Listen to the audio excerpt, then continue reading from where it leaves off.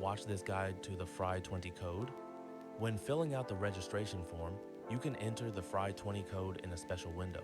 And if you already have an account, follow the instructions in the video.